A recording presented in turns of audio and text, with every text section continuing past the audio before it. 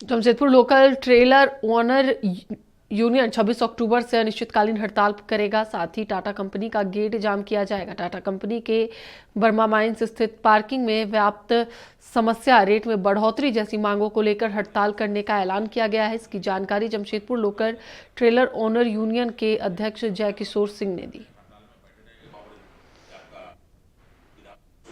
Tata steel vendor का agreement हुआ था, लिखा पढ़ी हुआ था, जिसमें उन लोगों ने हम लोग का जो भी मांग था उसमें लिखित में दिया है।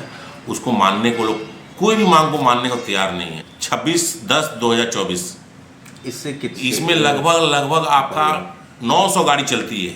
900 गाड़ी इफेक्ट होगी अभी अनिश्चितकालीन के लिए। हम हम सोच लीजिए अगला महीना 25 तारीख को, मतलब 9वां महीना 25 तारीख को पार्किंग बंद किए थे 12 से 13 घंटा में, उसमें एक प्रोडक्शन नहीं हुआ। तो ये टाटा स्टील को सोचना है कि हम धमकी नहीं दे रहे हैं। यदि हम बंद करेंगे तो टोटल आपका प्रोडक्शन हैम्पर होगा, और ये हैम्पर भुगतान होगा जब ड्राइवर पूरा रूम में बैठ